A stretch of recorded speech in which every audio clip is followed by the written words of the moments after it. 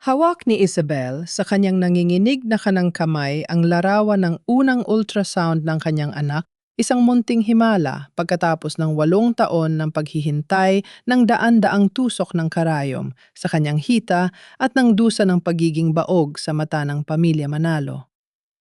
Ngunit bago pa man niya maiabot ang munting papel na ito kay Anton, bago pa man niya maibahagi ang pinakamagandang balita sa kanyang buhay, nyanig ang buong bulwagan ng boses ng kanyang asawa sa mikropono. Malamig ito, matalim at walang konting habag. Isabel Manalo sa ngalan ng lupon ng mga direktor, pinapapalangbisa ng ospital na ito ang iyong lisensya at katungkulan dahil sa kasong malubhang kapabayaan na nagbunsod sa kamatayan ng isang pasyente. Sa layob ng bulsa ng kanyang mamahaling sutlang bestida mariing pinisil ni Isabel ang thermal paper ng ultrasound. Tila huminto ang kanyang tibo ng puso. Ang silid na kanina lang ay puno ng tawanan bulong ng mga maririwasa at tunog ng mga basong nagkakatamaan ay biglang naging parang sementeryo sa katahimikan. Ang 12 taon ng kanyang sakripisyo, ang mga gabing walang tulog sa operating room, ang pagtitiis sa masasakit na salita ng kanyang biyenan, na tila ba ang kawalan niya ng anak ay isang sumpa at ang taimtim na panalangin sa simbahan habang lumuluha ay tila naglaho na parang usok sa isang saglit. Nasa gitna sila ng engrandeng ballroom ng isang sikat na hotel sa Makati. Pinaliligiran sila ng higit 300 panauhin mga tanyag na doktor, mayayamang shareholder, at mga mamamahayag na naroroon para ipagdiwang ang anibersaryo ng ospital. Sa ilalim ng laglalakihang kristal na chandelier, nakaupo ng tuwid ang matandang matriarka na si Doña Teresa. Ang kanyang mga mata na kasing lamig ng yelo ay nakatitig sa kawalang tumatangging tignan ang kanyang manugang. Ang matanda ang unang sumangayon sa pagpapatalsik kay Isabel upang maisalba ang danggal ng pamilya. Hindi gumagalaw si Isabel. Ang kanyang mga paa ay tila nakabaon sa sahig habang ang lahat ng mata ay nakatuon sa kanya. Ang bawat bulong ng mga tao ay parang mga saksak ng karay sa kanyang pagkatao. Tumayo si Anton sa gitna ng entablado mayabang at tuwid ang tindig. Sa tabi niya ay si Camille Santos, ang matalik na kaibigan ni Isabel, wala pa noong kolehiyo sa medisina na ngayon ay tumatayong Chief Legal Counsel ng ospital. Suot ni Camille ang isang hapit na itim na gown malayong malayo sa simpleng uniforme noong sabay pa silang ng arap na magligtas ng buhay. Hawak ni Camille ang isang makapal na folder. Hindi siya mukhang kaibigan. Mukha siyang berdugong handang pumutol sa leeg ni Isabel. Doon pa lamang ay naramdaman na ni Isabel ang malamig na hangin ng isang patibong. Dahan-dahang humakbang si Isabel paakyat sa entablado. Bagamat nangangatog ang kanyang mga tuhod at malamig ang kanyang pawis, tumangi siyang magmukhang kaawa-awa. Kailangan niyang protektahan ang kanyang sarili at higit sa lahat ang munting buhay na kamakailan lamang ay nagsimulang tumibok sa kanyang sinapupunan. Humawak si Isabel sa gilid ng podium at hinarap ang kanyang asawa. Anton, anong ibig sabihin nito? Walang katotohanan ang mga paratang mo. Ako mismo ang nag-asikaso sa huling audit ng mga pasyente at walang anumang irregularidad. Isang mapait at nakangingilong ng iti ang sumilay sa mga labi ni Anton. Hindi niya sinagot ang kanyang asawa.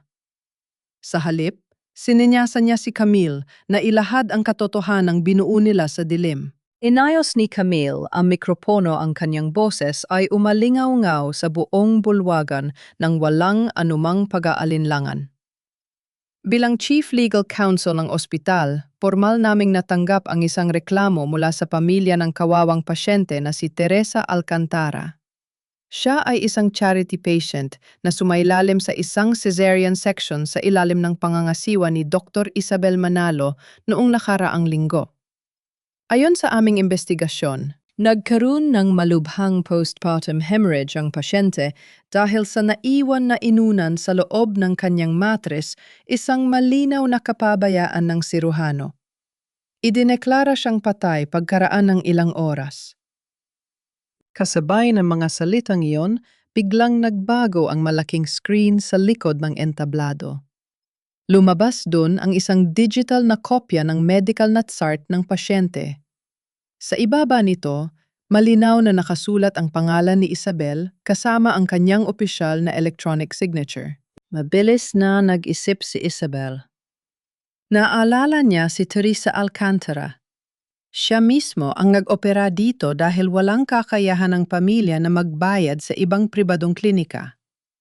Bago niya iwanan ang pasyente sa recovery room, ay maayos ang vital signs nito at malinis ang kanyang matris. At ang electronic signature na nasa screen yon, ang lumang digital key na matagal na niyang hindi ginagamit mula nung i-upgrade ang system ng ospital, 2 buwan na ang nakakaraan. Tinitigan ni Isabel si Camille ang kanyang mga mata ay naghahanap ng kahit kaanting bakas ng pagkakaibigan. Camille, alam mo ang katotohanan? Ikaw ang humawak ng mga lumang backup keys ng system noong nag-migrate tayo ng database. Paano napunta ang pirma ko sa chart na yan? Walang emosyon ang mukha ni Camille.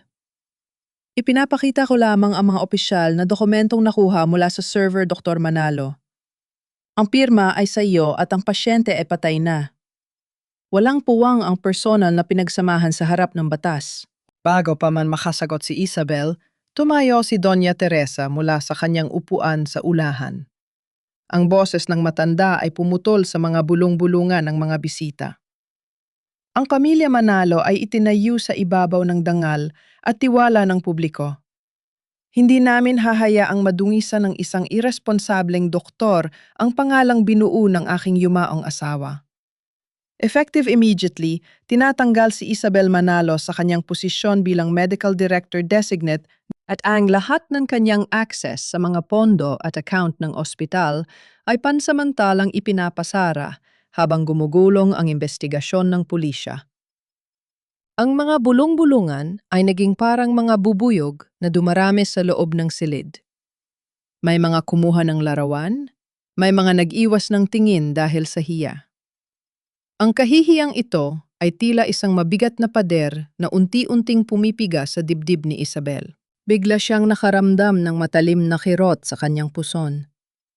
Napahawak siya ng bahagya sa kanyang tiyan na nalangin sa loob ng kanyang isip habang ang kanyang mga mata ay nagsisimulang mangilid ang luha.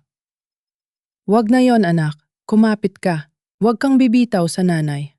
Lumapit si Anton kay Isabel, kunwari ay alalayan siya pababa ng entablado upang magmukhang mabait sa harap ng mga kamera ng media na nagsisimula ng magsilapit. Ngunit nang hawakan niya ang braso ni Isabel, naramdaman ng babae ang higpit ng pagkakahawak nito tila isang bakal na gustong bumasag sa kanyang mga buto. Inilapit ni Anton ang kanyang muka sa tainga ni Isabel. Ang kanyang hininga ay malamig at puno ng lason ng pagtataksil. "Iliglag mo ang bata, Isabel," bulong niya na sapat lamang para marinig ng asawa. "Iliglag mo ang batang yan sa sinapupunan mo o sisiguraduhin kong sa malamig na selda ng kulungan ka manganganak. Walang puwang ang anak mo sa pamilyang ito. Huwag mo akong subukan." Nanlaki ang mga mata ni Isabel sa matinding sindak. Alam ni Anton. Alam nito ang tungkol sa tagumpay ng IVF na matagal niyang inilihim para maging sorpresa sana sa gabing ito.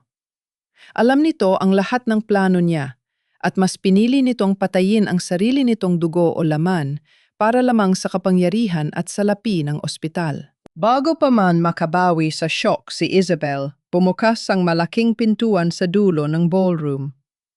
Pumasok ang 4 na armadong security guard ng ospital kasama ang 2 unipormadong pulis mula sa Makati Police Department, mabilis na naglalakad patungo sa entablado kung saan siya nakatayo. Bumalik si Isabel sa malaking mansyon ng mga Manalo sa Forbes Park na tila isang stranger. Ang bahay na itinuring niyang tahanan sa loob ng 12 taon ay biglang naging malamig at nakapanlulumo. Bawat hakbang niya sa makintab na sahig na marmol ay may kasamang bigat ng takot para sa kanyang sarili at sa munting buhay na dinadala niya. Sa malawak na sala, naghihintay si Donna Teresa. Nakaupo ang matanda sa kanyang paboritong upuang gawa sa mamahaling kahoy, hawak ang isang tasa ng tsa na tila walang nangyaring kaguluhan kanina. Ipinasara ko na ang penthouse sa Makati, Isabel. Walang emosyong panimula ng matanda, hindi man lang tinitignan ng manugang. Ipinag-utos ko na rin sa accounting na i-freeze ang lahat ng joint accounts ninyo ni Anton. Ang mga sasakyang nakapangalan sa ospital ay kailangan mong iwan sa garahe simula bukas. Bakit ninyo ginagawa ito? Nangangatog ang boses ni Isabel. 12 taon ko pong pinagsilbihan ng ospital. Alam ninyong hindi ko magagawa ang ibinibintang ninyo? Isang setup ang lahat ng ito. Ibinaba ng matanda ang tasa. Ang tunog nito sa ibabaw ng lamesang salamin ay tila isang formal na hatol. Huwag mo akong tawaging Ma-Isabel. Ang danggal ng pamilya Manalo ay hindi maaaring madungisan ng isang doktor na may bahid ng kaso. Kung talagang wala kang kasalanan, patunayan mo sa korte. Ngunit habang gumugulong ang kaso, hindi ka na bahagi ng pamilyang ito. Bago pa man makapagsalita si Isabel, dinala na siya ng mga katulong sa kanyang silid sa ikalawang palapag. Hindi nagtagal bumukas ang pinto at pumasok si Anton. Wala na ang maamong mukha na ipinapakita nito sa mga kamera. Ang kanyang mga mata ay puno ng galit at kasakiman. Inihagis ni Anton ang isang makapal na dokumento sa ibabaw ng kama. Pirmahan mo yan, Isabel. Isang kasunduan sa paghihiwalay. Nakasaad dyan na isinusuko mo ang lahat ng karapatan sa bata sa oras na ipanganak mo siya. Napahawak si Isabel, sa kanyang tiyan ang kanyang puso ay mabilis na tumitibok. Hindi ko pipirmahan ito, Anton. Ito ang anak natin. 8 taon nating hinintay ang himalang ito. Anak natin, humalakak si Anton, isang tunog na nagpatindig ng balahibo ni Isabel. Sa tingin mo ba, hahayaan kong ang isang kriminal na tulad mo ang magpalaki sa tagapagmana ng pamilya Manalo? Pirmahan mo yan, o sisiguraduhin kong mabubulok ka sa kulungan bago mo pa man makita ang mukha ng batang yan. Ang kasong hawak ni Camille ay sapat na para hatulan ka ng habambuhay na pagkakakulong. Lalong sumakit ang puson ni Isabel sa tindi ng stress. Lumabas si Anton ng silid at narahas na isinara ang pinto. Pagkaraan ng ilang segundo, narinig ni Isabel ang malutong na tunog ng susi na umiikot sa kandado mula sa labas. Ginipit at ikinulong siya ng sarili niyang asawa. Kasabay nito, humuni ang kanyang cellphone sa ibabaw ng lamesa. Isang maikling mensahe mula sa kanyang bangko ang lumitaw sa screen.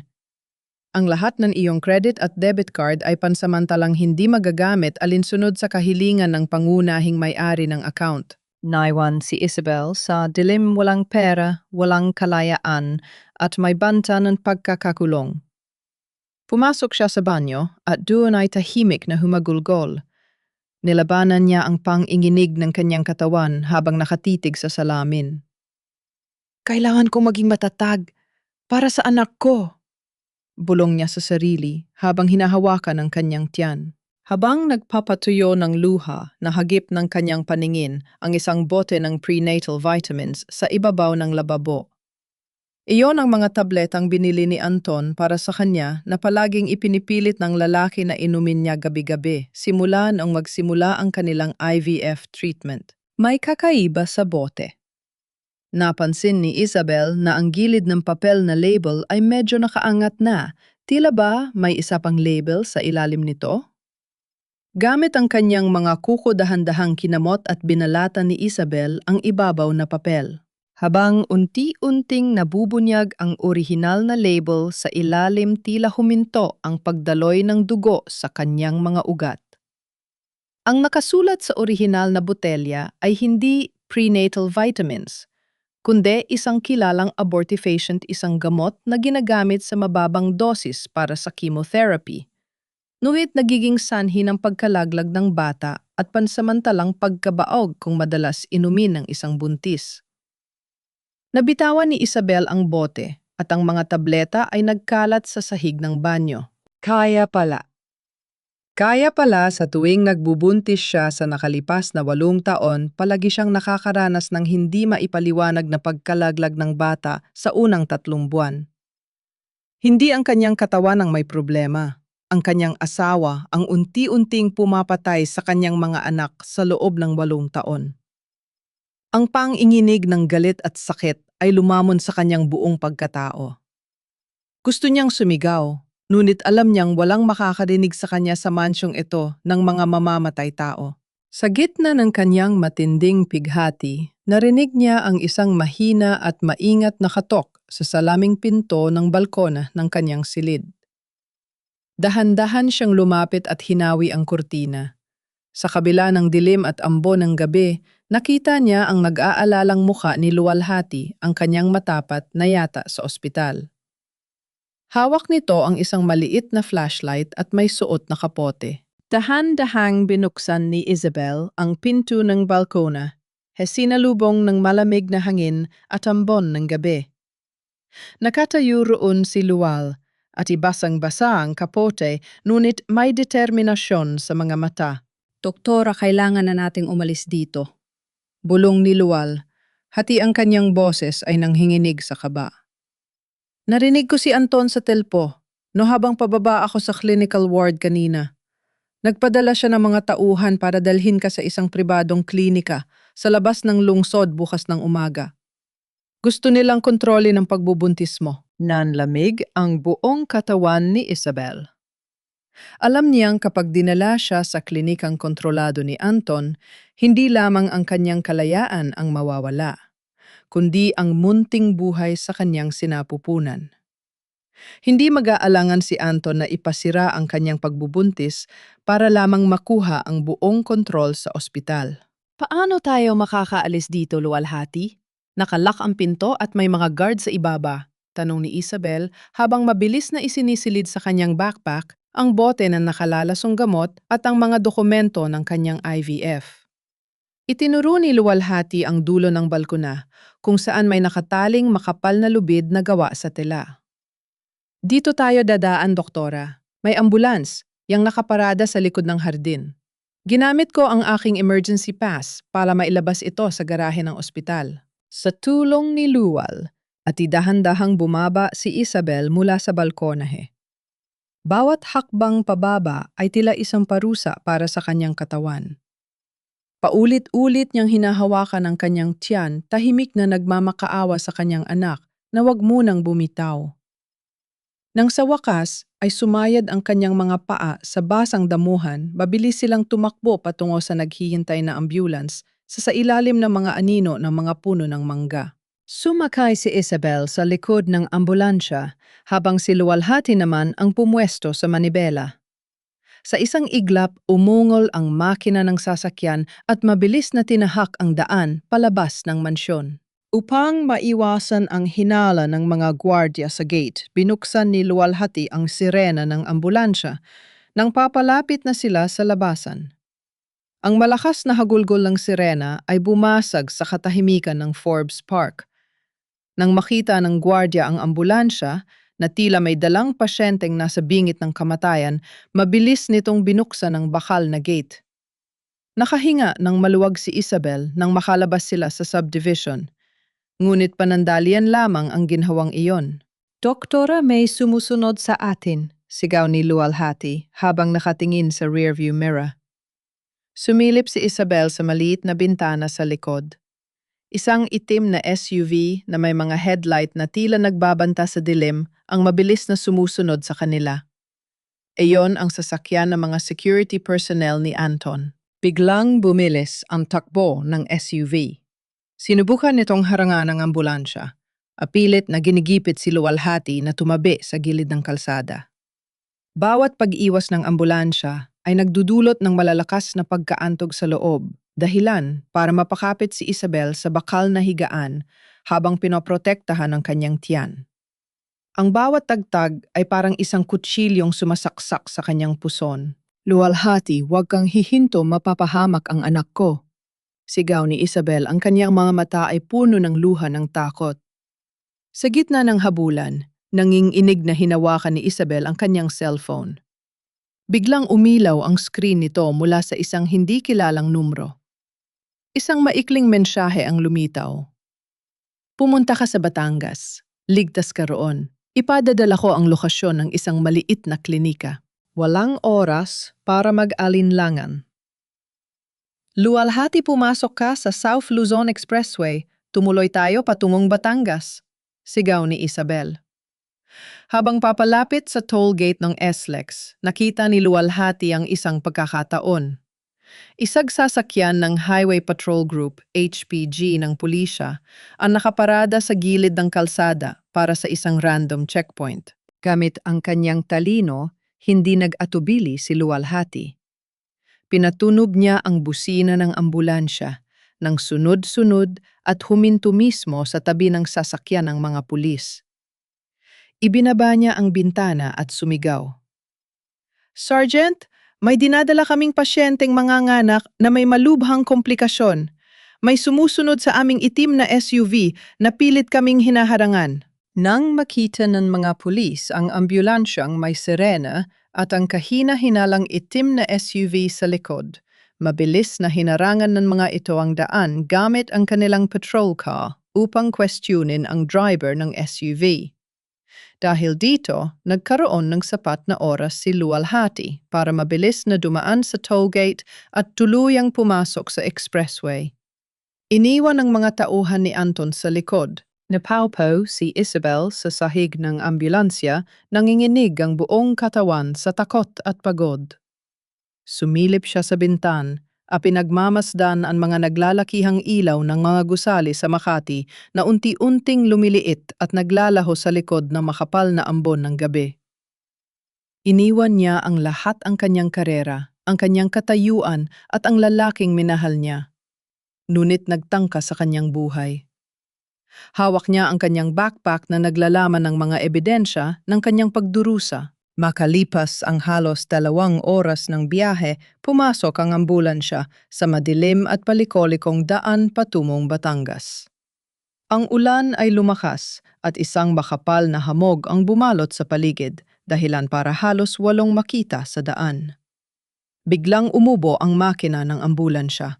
Nawala ng lakas ang sasakyan hanggang sa tuluyan itong tumigil sa gilid ng isang liblib na daan na pinaliligiran ng mga matatayog na puno ng niyog. "Doktor, naubusan tayo ng krudo." Naiiyak na sabi ni Luwalhati habang sinusubok ang paandarin muli ang makina, ngunit walang nangyari. Ang buong paligid ay nabalot ng ganap na kadiliman at katahimikan, maliban sa tunog ng malakas na ulan na humahampas sa bubong ng ambulansya. Walang signal ang kanilang mga telpono sa gitna ng bundok. Sa gitna ng katahimikan, narinig ni Isabel ang isang marahang tunog sa labas ng sasakyan.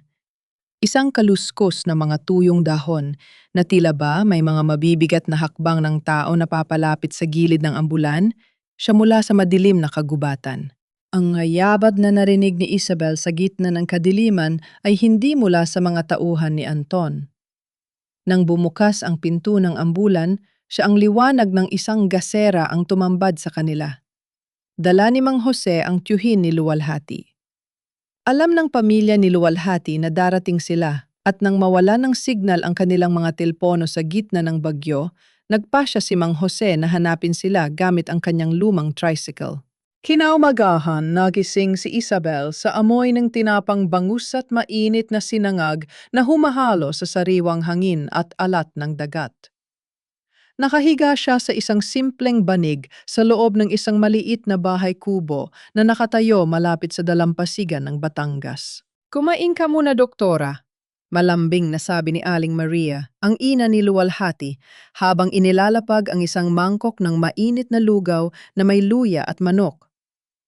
"Pasensya ka na sa maliit naming tahanan, ngunit dito walang makakahanap sa iyo. Ligtas ka at ang apo ko sa sinapupunan mo." Naluha si Isabel sa init na pagtanggap ng pamilya ni Luwalhati. Walang kapalit, walang hinihing, anuman malayo sa malamig at mapagkunwaring mundo ng mga manalo sa Makati. Ang utang na loob ng pamilyang ito sa kanya noong tulungan niya ang kapatid ni Luwalhati na makapanganak ng lebre ay sapat na para itaya nila ang sariling kaligtasan. Matapos kumain at makapagpahinga, ipinasya ni Isabel na sumama kay Luwalhati sa maliit na barangay health station kung saan ito nagtatrabaho bilang volunteer nurse. Kailangan niyang ilibang ang kanyang isip upang hindi lamunin ng galit at takot.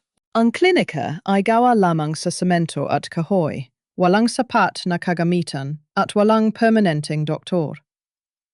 Nakita ni Isabel ang pila ng mga buntis na galing pa sa malalayong bundok. Marami sa kanila ang umaasa lamang sa mga tradisyonal na hilot dahil walang pambayad sa ultrasound o kahit sa mga simpleng prenatal na gamot. Nang makita ang isang batang ina na nanginginig sa takot dahil hindi alam kung maayos ang lagay ng kanyang dinadalang sanggol, hindi napigilan ni Isabel ang kanyang sarili. Lumapit siya, hinawakan ng kamay ng ina at sinimulang suriin ito gamit ang kanyang mga kamay, isang kakayahang nakuha niya mula sa mahabang taon ng karanasan. Maayos ang tibok ng puso ng anak mo, nakangiting sabi ni Isabel. Kailangan mo lang uminom ng sapat na tubig at magpahinga. Ang takot sa mukha ng batang ina ay napalitan ng labis na kagaanan ng loob. Pagkaalis nito, lumapit ang kanyang maliit na anak na lalaki kay Isabel at may iniabot na isang maliit na kwintas na gawa sa sariwang bulaklak ng sampagita. Para sa inyo po, doktora. Salamat po sa pagtulong kay nanay. Mahiyaing sabi ng bata. Isinuot ni Isabel ang kwintas ang mababangong bulaklak ay tila nagpabawas sa bigat ng kanyang dibdib. Sa loob ng maraming taon sa Makati, naging abala siya sa mga board meetings sa pagpaparami ng kita ng ospital at sa pakikipaglaban sa reputasyon. Ngunit dito sa maliit na klinikang ito, muling nag-alab ang tunay na dahilan kung bakit siya naging doktor, ang magsilbi sa mga nangangailangan ng walang hinihintay na kapalit. Habang papalubog ang araw sa dalampasigan, naupo si Isabel at si Luwalhati sa isang tabing dagat. Ang langit ay napuno ng kulay kahel at lilang liwanag. Luwalhati, salamat! Bulong ni Isabel habang hinahaplos ang kanyang tiyan. Akala ko tapos na ang buhay ko nang mawala ang lisensya ko. Pero dito pakiramdam ko ay mas doktor ako kaysa lung nasa Makati ako. Karapat-dapat ka pong maging doktor, Doktora Isabel, at alam kong ibabalik ng Diyos ang lahat ng nawala sa iyo. Sagot ni Luwalhati. Kinabukasan, habang sinusuri ni Isabel ang lumang logbook ng mga pasyente sa klinika para ayusin ang mga records, may isang pangalan ang nakahuli ng kanyang pansin. Teresa Garcia. Ang edad, huling regla at lokasyon ay tugma sa kanyang pasyente na si Teresa Alcantara, ang charity patient na idineklara ni Anton na patay na dahil sa kanyang kapabayaan. Bago pa man niya mapag-aralan ng husto ang record, bumukas ang pinto ng klinika. Isang buntis na babae na nakabalot ang ulo at mukha sa isang makapal na bandana ang pumasok. Mukha siyang takot na takot, panay ang lingon sa likod at tila iniiwasan ang bawat mata sa loob ng silid. Lumapit siya sa mesa kung saan nakaupo si Isabel. Nais ko po sanang humingi ng gamot sa ubo, buntis po ako, bulong ng babae. Tila tumigil ang paghinga ni Isabel. Ang boses na iyon, bagamat mahina at paos, ay hinding-hindi niya malilimutan. Iyon ang boses ng pasyenteng inoperahan niya noong nakaraang linggo sa Makati. Dahan-dahang ibinaba ng babae ang kanyang bandana para punasan ang kanyang pawis. Nang magtagpo ang kanilang mga mata at nang makita ng babae ang opisyal na nameplate ni Isabel sa ibabaw ng mesa, nanlaki ang kanyang mga mata sa matinding sindak. Doktora Isabel, nanginginig, nabulong ng babae habang mabilis na umaatras patungo sa pinto. Mabilis na tumalikod si Teresa at nagmadaling buksan ang pinto ng klinika para tumakas. Ngunit bago pa man niya ito mahawakan ay mabilis na hinarangan ni Luwalhati ang labasan at inilok ang pinto. Teresa, pakiusap, huwasta kang matakot. Walang sasaktan sa iyo rito. Banayad na sabi ni Isabel habang dahan-dahang lumalapit sa kanya nakataas ang dalawang kamay upang ipakita na wala siyang masamang layunin. Humarap si Teresa na nanginginig ang buong katawan. Ang mga luha ay mabilis na umagos sa kanyang mga pisingi. Doktora, pakiusap. Pakawalan ninyo ako. Huwag ninyo akong isumbong. Kung malalaman ni na Anton na buhay ako at nakita ninyo ako, papatayin nila kami ng asawa ko. Pati ang anak ko sa sinapupunan ko. Isang marahas na hikbi ang kumawala sa dibdib ni Teresa. Habang dahan-dahan siyang lumuluhod sa harap ng mga paa ni Isabel, tuluyan ang nawala ng lakas dahil sa takot at pagod. Lumuhod din si Isabel sa semento upang pantayan ang pasyente. Hinawakan niya ang nanginginig na mga kamay ni Teresa at inilagay ang isa nitong palad sa ibabaw ng kanyang sariling tiyan na ngayon ay may maliit na umbok na rin. Teresa, tingnan mo ako! Pasag ang boses ni Isabel. Buntis din ako. Pareho tayong ina na may dinadalang munting buhay. 8 taon kong hinintay ang anak na ito. Ngunit dahil sa kasinungalingan ni na Anton, sinira nila ang lisensya ko at tinangka pa nilang ilaglag ang sanggol ko. Hindi ako narito para saktan ka o isumbong sa kanila. Narito ako dahil gusto kong iligtas ang sarili kong anak. At ang danggal ko na kinuha nila. Napatitig si Teresa sa tiyan ni Isabel at dahan-dahang napalitan ng labis na pagsisisi ang takot sa kanyang mga mata. Dahan-dahang hinaplos ng kanyang mga daliri ang tiyan ng doktora. Patawarin ninyo po ako, Doktora Isabel, hagulgol ni Teresa. Kinuha namin ang pera dahil sa matinding kahirapan, dahil sa takot na mamatay sa gutom. Hindi ko po alam na ang perang yon pala ang gagamitin nila para sirain ang buhay ng taong nagligtas sa akin at sa anak ko. Inakay ni Isabel si Teresa paupo sa isang sulok ng klinika. Doon unti-unting isinalaysay ni Teresa ang buong katotohanan. Pagkaalis ni Isabel sa recovery room noong araw ng operasyon sa Makati, pumasok si Camille kasama ang 2 lalaki. Tinakot nila ang asawa ni Teresa na idedemanda sila dahil sa hindi pagbabayad ng bill o di kaya ay tatanggapin nila ang 2 milyong piso kapalit ng pagpirma sa mga dokumentong nagsasabing namatay si Teresa dahil sa kapabayaan ni Isabel. Sinuhulan nila ang isang maliit na ospital sa probinsya para gumawa ng wad na sertipiko ng kamatayan, sabi ni Teresa habang pinupunasan ang kanyang mga luha. Pagkatapos ay dinala nila ako rito sa Batangas gamit ang pangalang Teresa Garcia. Binigyan nila kami ng bahay at buwanang sustento para manatili akong tago. Para maging patay ako sa mata ng mundo. May hawak ba kayong katibayan bukod sa sarili mong testimonya? Tanong ni Luwalhati na kanina pa nakikinig sa tabi. Tumango si Teresa. May pinapirmahang lihim na kasunduan si Anton sa aking asawa bago kami umalis ng Manila. Nakalagay doon ang pirma ni Anton at ang pangako ng 2 milyong piso. Natatakot ang aking asawa na baka kami ay ipapatay kapag tapos na ang laro, kaya itinago niya ang orihinal na kopya ng kasunduang iyon sa loob ng isang lumang aparador sa aming lumang bahay sa Tondo. Nagliwanag ang mukha ni Isabel. Ang kasunduang iyon kasama ang presensya ni Teresa ay sapat na para tuluyang bumasag sa kasinungalingan ni na Anton at Camille. Ngunit bago pa man sila makapagdiwang sumilip si Luwalhati sa bintana ng klinika, nanigas ang kanyang katawan nang makita ang 2 lalaking naka-jacket na may hood na nakatayo sa labas ng gate, panayang tingin sa direksyon ng klinika habang may kausap sa telpono. Doktora, may mga kahina-hinalang lalaki sa labas. Bulong ni Luwalhati ang kanyang boses ay puno ng kaba. Mukhang sinusubaybayan nila ang klinika. Yumakap si Teresa kay Isabel sa matinding takot. Sila ang mga tauhan ni Anton na nagbabantay sa akin. Natuklasan na nila na nandito ako. Huwag kayong maengay, pakiusap ni Isabel habang pinapatay ang ilaw sa loob ng klinika upang hindi sila makita mula sa labas. Isang nakabibinging katahimikan ang bumalot sa silid, tanging ang tunog lamang ng kanilang mabilis na paghinga ang naririnig. Biglang nabasag ang katahimikan ng isang marahas na kalubog ng isang malaking bato na dumaan sa bintan, bumasag sa salamin at lumapag mismo sa sahig malapit sa kanila. May nakataling gusot na papel sa bato. Dahan-dahang pinulot ni Luwal hati ang papel at binuksan ito sa ilalim ng liwanag ng screen ng cellphone. Nakasulat doon ang mga pulang letra na tila isang babala ng kamatayan. Umalis kayo kung gusto ninyo mabuhay.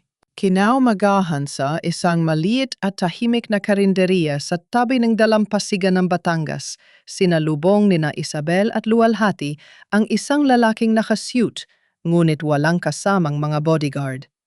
Siya si David Alejandro, ang anak ng yumaong personal na abogado ng ama ni Anton. Inilapag ni David ang isang lumang sobreng gawa sa kupas na balat ng buwaya sa ibabaw ng lamesang kahoy. Nakita ko ang balita tungkol sa iyo sa Makati, Doktora Isabel. Panimula ni David ang kanyang boses ay seryoso. Bago pumanaw ang aking ama, iniwan niya sa akin ang isang sikretong tagubilin. Sinabi niya na kapag dumating ang araw na ipitin ka at kipitin ang pamilya Manalo, kailangan kong ibigay sa iyo ang dokumentong ito ng personal. Dahan-dahang binuksan ni Isabel ang sobre at inilabas ang isang makapal na papel na may opisyal na selyo at pirma ng kanyang yumaong biyenan si Don Manuel Manalo. Ito ang orihinal na dokumento ng pagkakatiwala o trust deed ng ospital. Habang binabasa ni Isabel ang mga nakasaad sa dokumento, tila sulod-sulod na kidlat ang tumama sa kanyang isip. Ayon sa huling habilin ni Don Manuel, paliwanag ni David habang itinuturo ang isang partikular na talata. Ang ospital at ang lupang kinatitirikan nito ay hindi kailanman pag-aari ni Anton o ng kanyang ina. Si Anton ay pansamantalang tagapamahala lamang. Ang buong pagmamay-ari ay otomatikong ililipat sa unang anak mo, si Isabel. Mula sa sandaling ito ay mabuo sa iyong sinapupunan. Napatakip ng bibig si luwalhati sa gulat. At hindi lang yan, patuloy ni David. May karagdagang kondisyon. Kapag napatunayan na si Anton ay gumagawa ng anumang iligal na gawain o kapag napatunayan na ikaw ay nagbuntis, mawawala ng karapatan si Anton sa pamamahala at ikaw bilang legal na tagapang-alaga ng bata ang magiging tanging may-ari at pinuno ng ospital. Dun pa lamang ay nagdugtong-dugtong na ang lahat sa isip ni Isabel.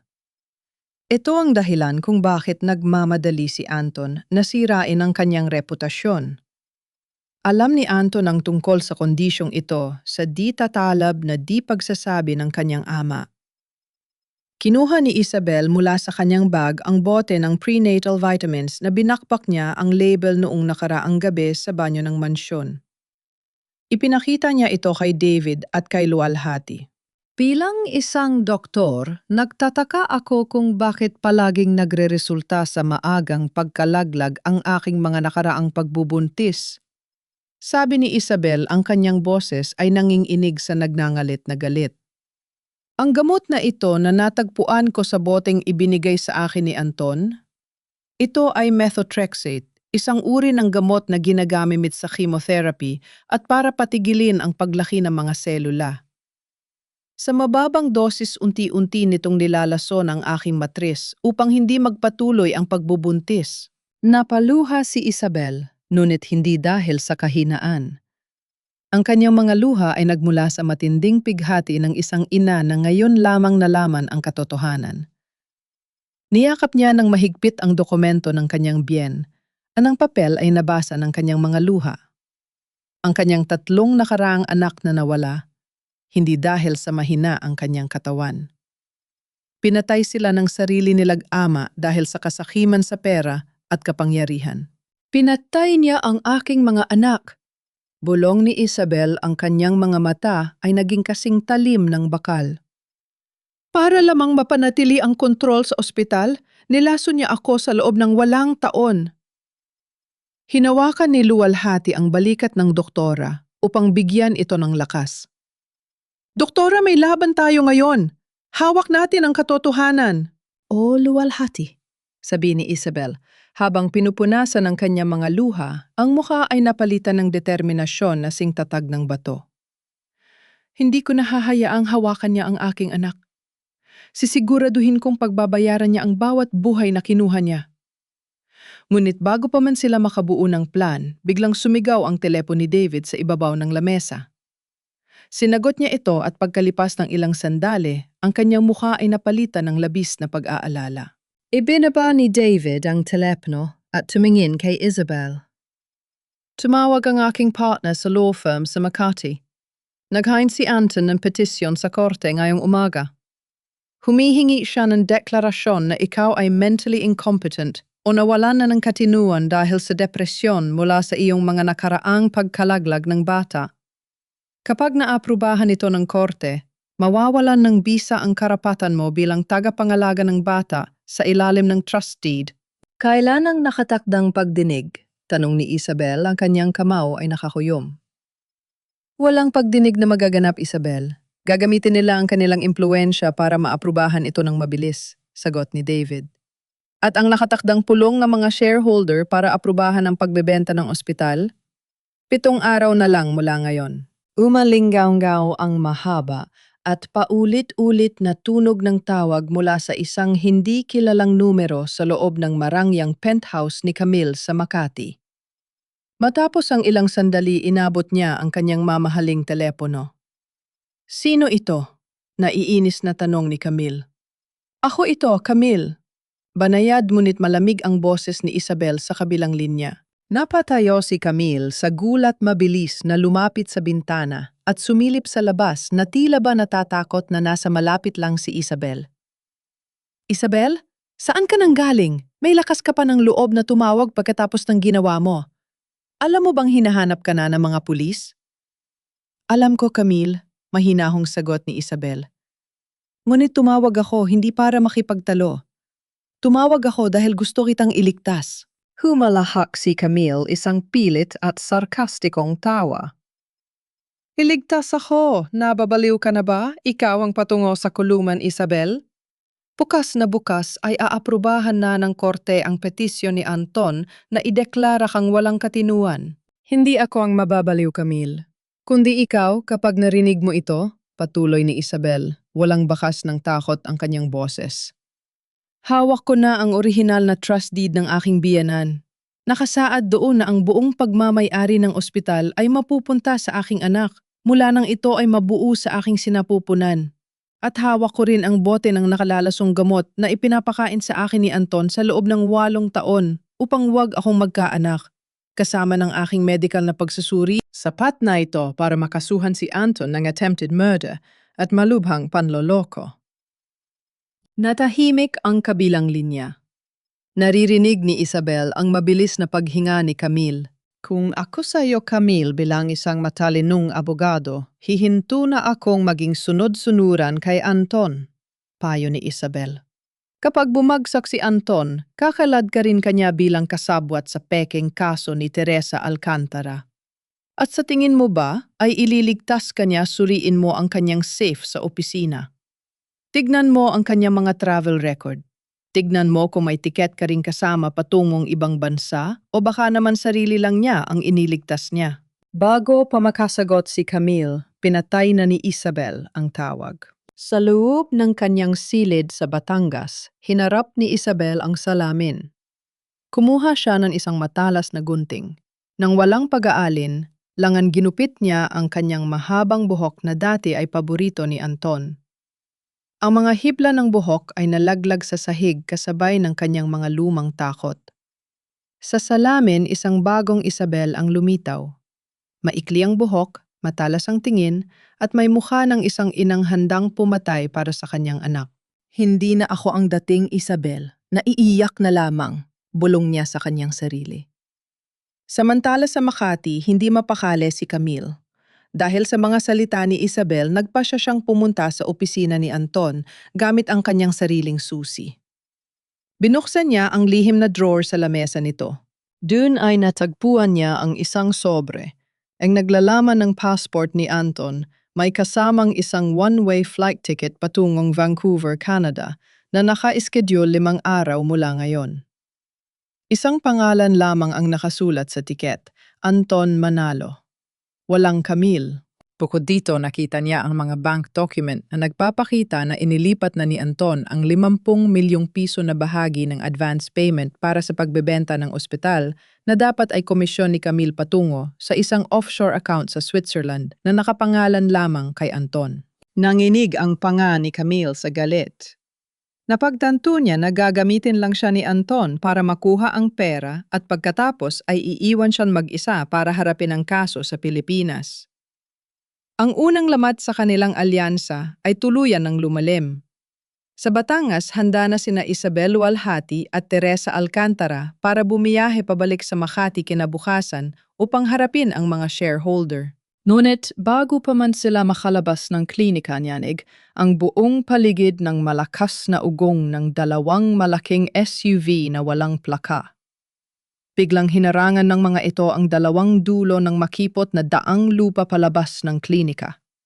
Bumukas ang mga pinto ng sasakyan at bumaba ang 5 lalaking may hawak na mga bakal na tubo mabilis na naglakad patungo sa pintuan ng klinika kung saan nagtatago si Teresa. Isang matalim na guhit ng kidlat ang nagpaliwanag sa madilim na paligid nagbunyag sa 5 lalaking may hawak na mga bakal na tubo at maso habang pilit nilang binabasag ang salaming bintana ng klinika.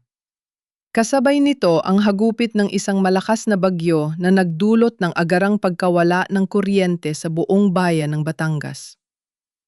"Doktora, ilak natin ang pinto sa likod," sigaw ni David habang tinutulungan si Luwalhati na iurong ang isang mabigat na cabinet ng mga gamot upang harangan ang pinto. Sa isang sulok nakayapos si Teresa Alcantara sa kanyang sarili umiiyak sa matinding takot habang ang tunog ng bawat hampas ng maso sa labas ay tila ba kumatok sa kanyang kamatayan. Habang nagkakagulo isang marahas na katok ang narinig mula sa gilid ng klinika. Isang lalaking basang-basa sa ulan, si Mang Cardo ang sumisigaw habang karga ang kanyang asawang si Lorna. "Tulong pakiusap! Tulungan ninyo kami, ang asawa ko din. Nudugo walang ibang ospital na bukas sa gitna ng baka-bagyo." Tiningnan ni Isabel si Lorna. Namumutla ito nanginginig at ang kanyang saya ay puno na ng dugo. 8 buwan pa lamang ang sanggol sa kanyang sinapupunan. Ito ay isang kaso ng abruptio placenta, ang maagang paghihiwalay ng inunan na maaaring pumatay sa ina at sa sanggol sa loob ng ilang minuto. "David, papasukin mo sila," utos ni Isabel. "Pero Isabel, nandoon ang mga tauhan ni Anton sa labas. Maari tayong mapasok?" babala ni David. "Doktor, ako bago ako naging biktima, David." Matatag na sagot ni Isabel habang mabilis na naghuhugas ng kamay gamit ang natitirang malinis na tubig. "Hindi ko maaaring iwanan ang 2 buhay na ito." Ipinasok si Lorna sa delivery table sa gitna ng kadiliman. Tanging ang liwanag ng flashlight ng mga cellphone ni na David at Luwal, hati ang nagsilbing ilaw sa silid, habang ang hangin ng bagyo ay gumaralgal sa mga bintana. Sa labas narinig ang malakas na pagkabasag ng salamin ng pinto. Ang mga tauhan ni Anton ay nakapasok na sa loob ng waiting room, pilit na sinisira ang huling pinto ng clinic ward. "Lorna, makinig ka sa akin. Kailangan mong umiri kapag sinabi ko," utos ni Isabel habang sinusuri ang cervix ng pasyente. Nanlamig siya nang matuklasan ang posisyon ng bata. Suhi ang bata. Paa ang unang lumalabas. "Luwalhati, ihanda mo ang sterile forceps at ang clamps. David, huwag mong lulubayan ang ilaw sa aking mga kamay." Nagsimula ang pag-iri ni Lorna sa gitna ng kanyang mga hiyaw ng sakit, kasabay ng tunog ng marahas na pagbayo sa pinto ng silid. Ang bawat segundo ay tila isang taon para kay Isabel. Ang kanyang mga kamay ay puno ng dugo, ngunit ang kanyang isip ay nanatiling kalmado ginagamit ang kanyang 12 taon ng karanasan sa pinakamahihirap na kaseksyon. "Iri pa, Lorna, kaunti na lang, huwag kang hihinto," sigaw ni Isabel habang maangat niyang iniiwasan ang pusod ng bata upang hindi ito masakal. Gamit ang kanyang mga daliri, dahan-dahan niyang inikot ang balikat ng sanggol upang mailabas ang ulo ng ligtas. Isa't malakas na hampas ang yumanig sa pinto ng ward, gumawa ng malaking lamat sa kahoy. "Nasisira na nila ang pinto!" takot na sigaw ni Luwalhati. Ngunit hindi lumingon si Isabel. Sa sandaling iyon sa huling lakas ni Lorna, dahan-dahang lumabas ang ulo ng sanggol sa mga kamay ni Isabel. Mabilis na nilinis ni Isabel ang bibig ng bata. Pagkalipas ng 1 segundo ng nakabibinging katahimikan, isang matinis at malakas na iyak ng sanggol ang umalingaw-ngaw sa buong klinika, isang tunog. Na tila ba naging dahilan upang huminto ang sementong pader ang bagyo? At pati na rin ang pagbayo sa pinto sa labas. Ang mga lalaking may hawak ng maso sa kabilang panig ng pinto ay natigilan. Kahit ang pinakamasasamang tao ay hindi nakayanan ang lakas ng tunog ng bagong silang nabuhay. Kasabay ng iyak ng bata, narinig ang tunog ng mga sirena ng pulis at ng mga barangay tanod na mabilis na pumasok sa bakuran ng klinika.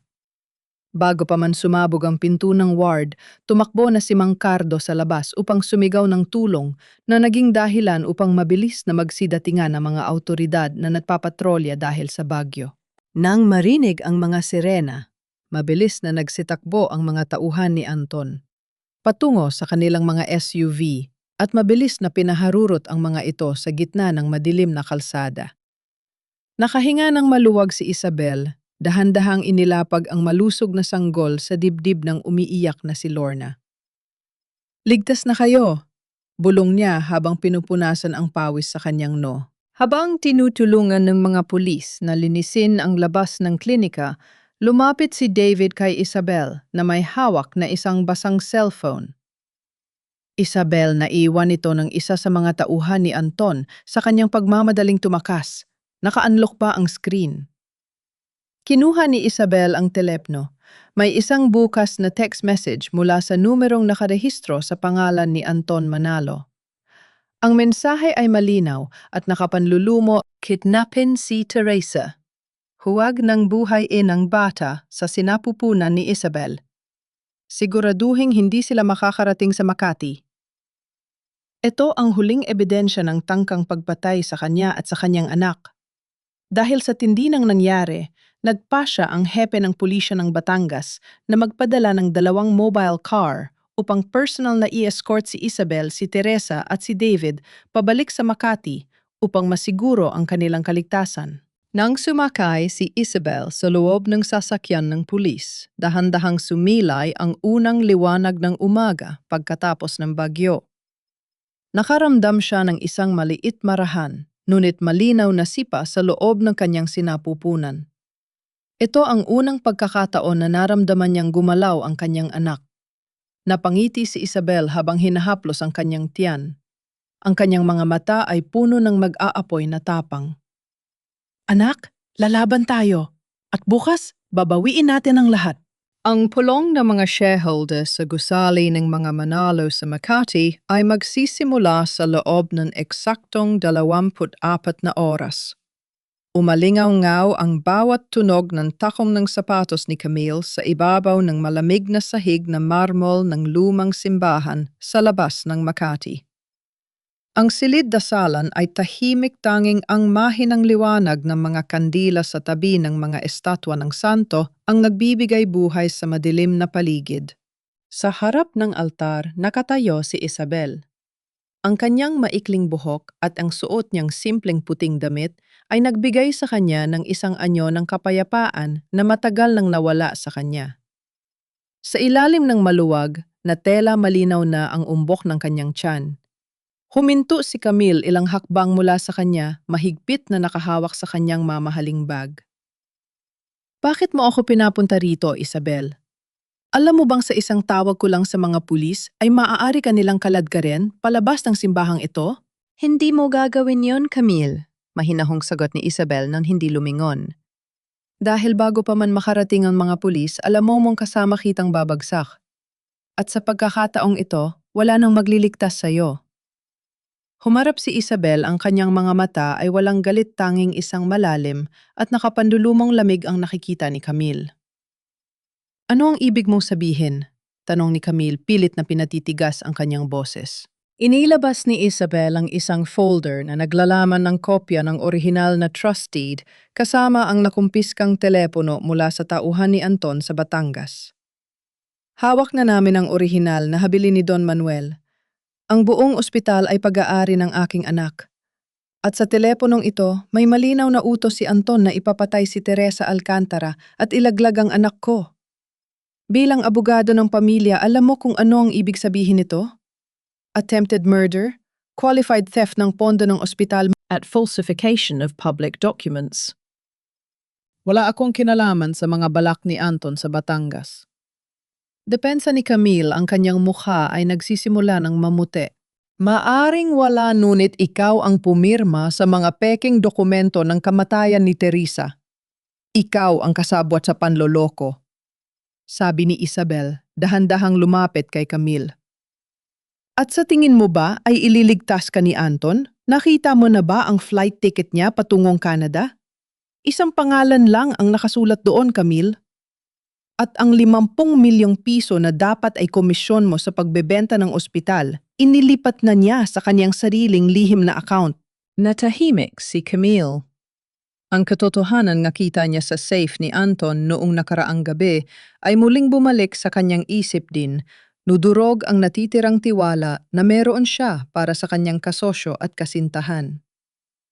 Dahan-dahang hinubad ni Isabel ang kanyang gintong, singsing sa kasal ang singsing na ibinigay sa kanya ni Anton, 12 taon na ang nakakaraan.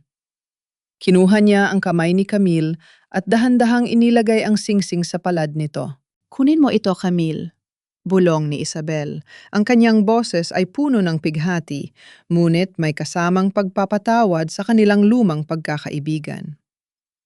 Wala na itong halaga sa akin, ngunit sana magsilbi itong paalala sa iyo kung anong klaseng lalaki ang pinili mong mahalin kapalit ng ating pagkakaibigan.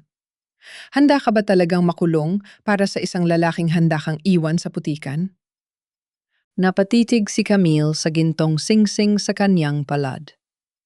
Ang bigat ng kasalanan at ang takot sa kulungan ay tuluyan ang bumasag sa kanyang matigas na anyo. Napaluha siya na pagtanto na sa simula pa lang ay naging kasangkapan lamang siya ng kasakiman ni Anton. Mabilis niyang binuksan ang kanyang bag at inilabas ang isang maliit na red USB flash drive. Nandito ang lahat, Isabel. Nanginginig na sabi ni Camille habang iniabot ang USB. Ang mga recording ng mga tawag ni Anton kung saan inutusan niya ang IT department na gamitin ang lumang digital signature mo para sa peking chart ni Teresa at kung paano niya sinuhulan ang asawa nito. Yan ang patunay na siya ang utak ng lahat. Kinuha ni Isabel ang USB.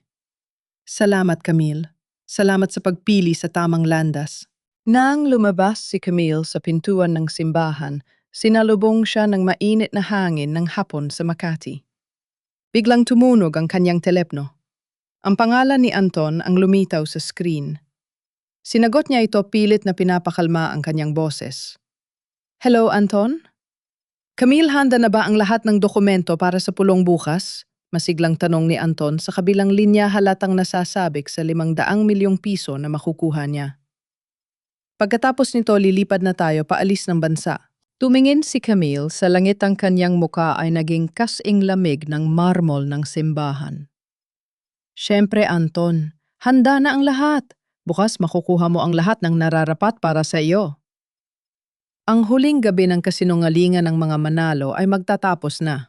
Ang tunog ng kahoy na bundo ng tagapangasiwa ng pulong ay papatapos na sanang umalingaw-naw upang ideklara ang formal na pagbebenta ng ospital nang biglang bumukas ng marahas ang maglalakihang pinto ng boardroom ng Manalo Medical City sa Makati. Niyanig ang buong silid ng pagpasok ng 4 na pulis, kasunod si David Lualhati at si Isabel. Natahimik ang lahat ng shareholder, mga mamamahayag, at ang mga dayuhang kinatawan ng bibili ng ospital. Ang mga flash ng camera ay nagsimulang gumapang patungo sa direksyon ni Isabel. Nakasuot siya ng isang marangal na puting maternity dress na may lace sa balikat na lalong nagpalitaw sa umbok ng kanyang tiyan sa loob ng 6 na buwang pagbubuntis. Maikli ang kanyang buhok, tuwid ang kanyang tindig, at ang kanyang mga mata ay walang bakas ng takot. Tumayo si Anton mula sa kanyang upuan. Sa gitna ng hapag, ang kanyang mukha ay biglang napuno ng galit at takot. Security! Bakit ninyo pinapasok ang baliw na babaeng yan? Siya ay suspendido at kasalukuyang sumasailalim sa kasong kriminal. Labasan ninyo siya. Walang gagalaw, sigaw ni David habang itinataas ang isang opisyal na dokumento mula sa Korte Suprema. Hawak namin ang isang Temporary Restraining Order o TRO mula sa Korte Suprema. Ang pulong na ito ay opisyal na ipinahihinto ng batas. Lumapit si David sa hapag at inilapag ang dokumento sa harap ng mga shareholder. Ayon sa orihinal na trustee na nilagdaan ng yumaong Don Manuel Manalo ang pansamantalang pamamahala ni Anton Manalo, ay otomatikong mawawala ng bisa sa oras na magkaroon ng anak si Dr. Isabel Manalo. Ang sanggol sa sinapupunan ni Isabel ang tanging may-ari ng lahat ng asset ng ospital na ito. Ang pagbebenta ng ospital na ito ay isang malubhang krimen. Nagkaroon ng matinding bulong-bulungan sa buong silid. Nagtinginan ang mga shareholder at ang mga dayuhang mamumuhunan. Humalahak si Anton, pilit na pinatitigas ang kanyang sarili sa harap ng mga camera. Isang malaking kalokohan. Paano magiging legal na tagapangalaga ang isang doktor na pumatay ng sarili niyang pasyente dahil sa kapabayaan? Walang bisa ang dokumentong yan dahil si Isabel ay isang kriminal. Tumingin si Isabel kay Anton isang malamig at nakatutunaw na tingin. Sino ang pinatay ko, Anton? Si Teresa Alcantara. Lumingon si Isabel sa pinto ng boardroom. Teresa, pumasok ka! Bumukas muli ang pinto at pumasok si Teresa Alcantara na inaalalayan ng dalawa pang pulis. Ang buong silid ay napuno ng nakabibinging singhap ng gulat. Ang mga mamamahayag ay nagsimulang mag-agawan sa pagkuha ng larawan ng babaeng idineklara ng pamilya Manalo na patay na dahil kay Isabel. Buhay po ako. Malakas at malinaw na pahayag ni Teresa sa harap ng mga mikropono ng media. Buhay ako at ang anak ko.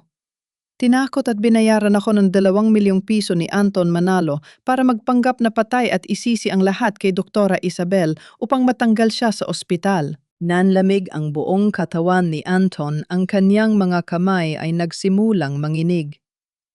Lumingon siya kay Camille na nakatayo sa tabi ng gilid ng podium. Camille, gawin mo ang trabaho mo bilang Chief Legal Counsel. Sabihin mo sa kanilang kasinungalingan ng lahat ng ito. Ipaliwanag mo sa mga shareholder na peke ang babaeng yan. Dahan-dahang lumakad si Camille patungo sa gitna ng entablado, hawak ang isang red USB drive. Ang kanyang mukha ay seryoso at walang emosyon habang nakatitig kay Anton. Bilang Chief Legal Counsel ng ospital na ito, panimula ni Camille, ang kanyang boses ay naging kasing lamig ng yelo. Tungkulin kong protektahan ang katotohanan, at ang katotohanan ay si Anton Manalo ang nag-iisang utak sa likod ng malubhang panlolokong ito. Ikinabit ni Camille ang USB sa media system ng boardroom. Pagkalipas ng 1 segundo, umaling-aungaw sa naglalakihang speaker ng silid ang boses ni Anton nanginginig, ngunit malinaw. Siguraduhin mong magagamit ang lumang digital signature ni Isabel. Ilagay mo sa tsart na namatay ang pasyente dahil sa naiwang inunan. Gawin mo ang lahat, Camille. Huwag lang mapunta ang ospital sa bata sa sinapupunan niya. Hahayaan ko ba siyang makuha ang lahat? Napatakip ng tainga si Anton, ang kanyang buong pagkatao ay tuluyan ng gumuho sa harap ng mga shareholder at ng buong bansang nanonood sa pamamagitan ng livestream ng media. Peak ang recording na yan, sinisiraan ninyo ako. Sigaw ni Anton.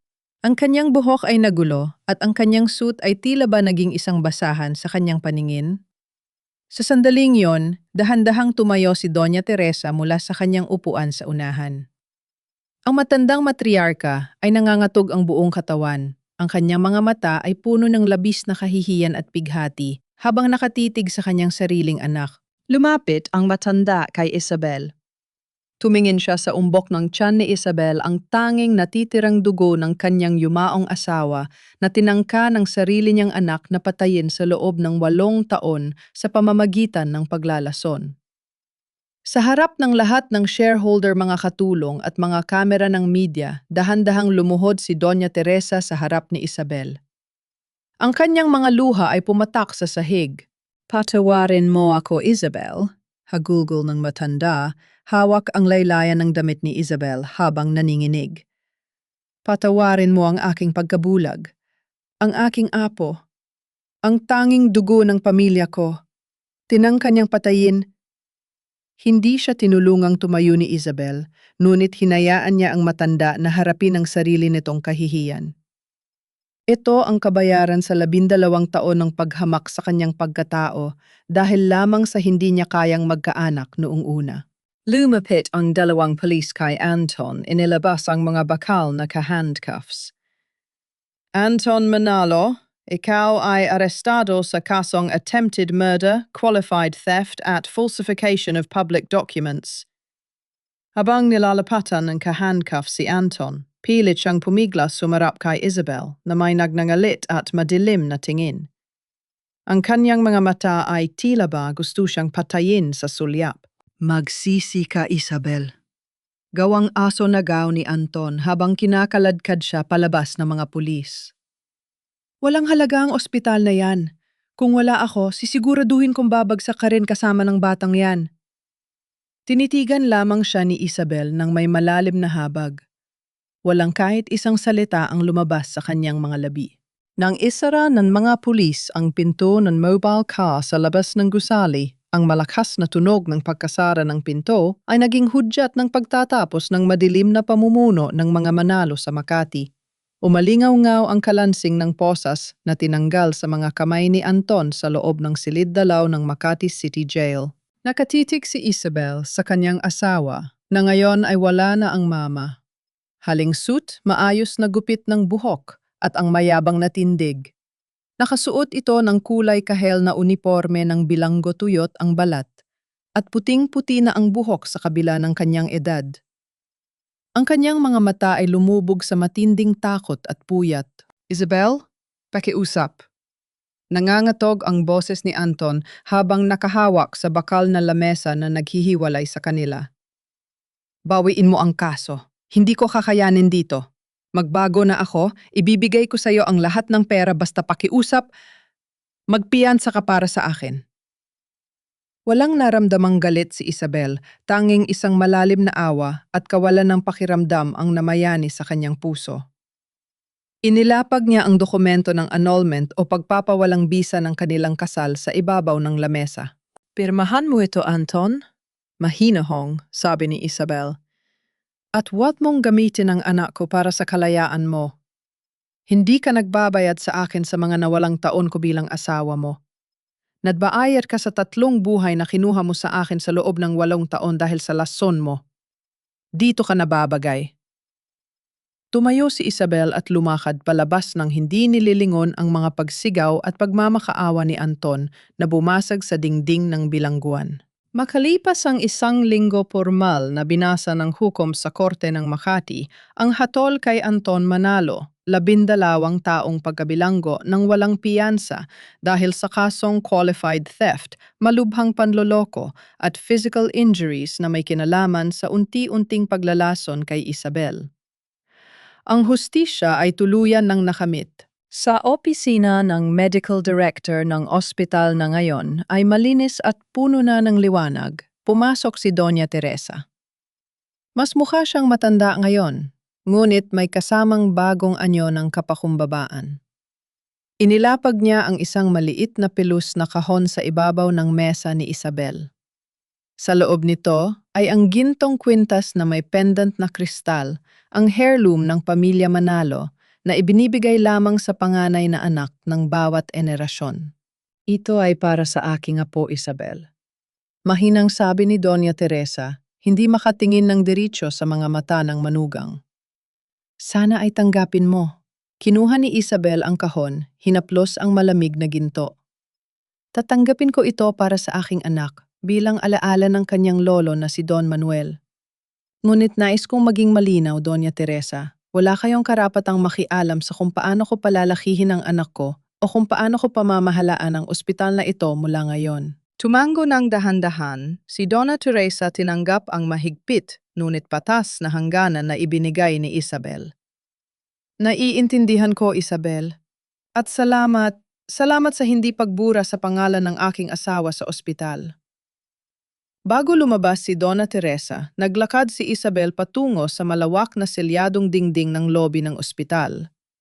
Doon sa tulong ni Luwal, isinabit niya ang malaking larawan ng kanyang yumaong biyenan na si Don Manuel Manalo. Natupad ko na po ang pangako ko pa. Bulong ni Isabel habang nakatitig sa nakangiting muka ng matanda sa larawan. Ang ospital na ito ay muling magiging para sa mga nangangailangan. Pagkalipas ng ilang oras nagtipon ang mga tao sa labas ng bagong tayong klinika sa tabi ng pangunahing gusali ng ospital. Ito ang Manalo Alcantara Free Obstetric Care Center na naglalayong magbigay ng libreng panganganak at prenatal care para sa mga mahihirap na ina. Si Teresa Alcantara ang hinirang na coordinator ng pasilidad na kang-iti habang nakasuot ng maayos na uniforme ng ospital. Gupit na gupit ang pulang laso ng magkasamang humawak si Isabel at Luwalhati sa gunting sinalubong ng malakas na palakpakan ng mga kawani at ng mga pasyente. Nang tumayo si Isabel sa podium para magsalita at magpasalamat, bigla siyang natigilan. Isang matalim, mainit at pamilyar na kirot ang gumapang mula sa kanyang likod patungo sa kanyang puson. Naramdaman niya ang marahang pagbasa ng kanyang damit. Pumutok na ang kanyang panubigan. Napahawak siya sa gilid ng podium, ngunit sa halip na matakot, isang malawak at napakagandang ngiti ang sumilay sa kanyang mga labi. Tumingin siya kay Luwalhati na mabilis na lumapit sa kanyang tabi. "Luwalhati!" "Dumating na siya," bulong ni Isabel habang hinahawakan ang kanyang tiyan. Sa labas ng klinika, narinig ang tunog ng sirena ng isang ambulans, yang papalapit. Ngunit sa pagkakataong ito, ang sirena ay hindi nahudyat ng takot at pagtakas sa dilim, kundi ng pag-asa, kagalakan at ng pagsisimula ng isang bagong buhay. Sa loob ng silid panganakan ng Manalo Medical City, ang silid kung saan si Isabel mismo ay nagluwal ng libuloob na sanggol sa nakalipas na 12 taon, siya naman ang nakahiga ngayon bilang pasyente. Basang-basa ang kanyang noo ng pawis at ang kanyang mga kamay ay mahigpit na nakahawak sa mga gilid ng kama. Sa kanyang paanan nakangiti si Luwalhati habang pinapang-asiwaan ang kanyang pangang-anak. "Isang malakas na iri pa, Doktora Isabel. Nakikita ko na ang ulo ng sanggol." Huminga ng malalim si Isabel, binuod ang lahat ng natitirang lakas mula sa kanyang pagkatao, ang lakas na nagmula sa kanyang pagtitiis, sa kanyang pakikipaglaban at sa kanyang pagmamahal sa munting buhay na ito. Sa kanyang huling pag-iri, isang malakas at matinis na iyak ng sanggol ang kumuno sa buong silid. Isang malusog na sanggol na lalaki. Dahan-dahang inilapag ni Luwalhati ang bata sa ibabaw ng dibdib ni Isabel para sa kanilang unang yakap. Sa sandaling madama ni Isabel ang mainit na balat ng kanyang anak, ang bawat sakit, bawat luha at bawat sugat ng kanyang nakaraan ay tila ba tuluyan ng naglaho. Humagulgol siya sa tuwa, hinahalikan ang munting ulo ng kanyang anak. "Salamat, anak," bulong ni Isabel habang umiiyak. "Salamat sa pagkapit sa nanay. Ligtas na tayo." Isang taon ang mabilis na lumipas. Sa dalampasigan ng Batangas, dahan-dahang naglalakad si Isabel habang karga ang kanyang isang taong gulang na anak na si Emmanuel na ipinangalan niya sa kanyang yumaong biyenan na si Don Manuel. Ang langit ay napuno ng ginto at kahel na liwanag mula sa papalubog na araw sumasalamin sa tahimik at payapang alon ng dagat. Maikli pa rin ang buhok ni Isabel, ngunit ngayon ay may kasamang liwanag ng tunay na kaligayahan ang kanyang mukha. Kasabay niyang naglalakad si Luwalhati na bitbit ang ilang laruan ng bata. Mula sa malapit na kubo, kumaway sa kanila si Lorna at ang asawa nitong si Mang Cardocar, ang kanilang anak na malusob na rin at kasing edad ni Emmanuel. Ang dalawang pamilya ay naging heated at nagpapasalamat sa tahimik na buhay na binuo nila pagkatapos ng bagyo. Umupo si Isabel sa buhanginan hinaya ang maramdaman ng maliliit na paa ni Emmanuel ang malambot na buhangin. Tumingin ang bata sa kanya, ang kanyang malalaking mata ay puno ng kuryosidad at dahan-dahang hinawakan ng kanyang maliit na kamay ang daliri ng kanyang ina. Ngumiti ang bata, ipinakita ang kanyang unang 2 ngipin sa ibaba. Hinalikan ni Isabel ang pisngi ng kanyang anak, Binalot ito ng kanyang mga bisig habang nakatitig sa malawak na karagatan. Napatunayan niya na ang tunay na kapayapaan ay hindi matatagpuan sa yaman o sa karangalan ng isang pamilyang binuo sa kasinungalingan. Ang tunay na dangal ay nasa loob ng puso ng isang inang handang magsakripisyo, lumaban at magsimula muli mula sa simula. At sa wakas, pagkatapos ng bawat giyera, ang buhay ay palaging makakahanap ng paraan para sumibol muli sa ilalim ng liwanag ng bagong umaga.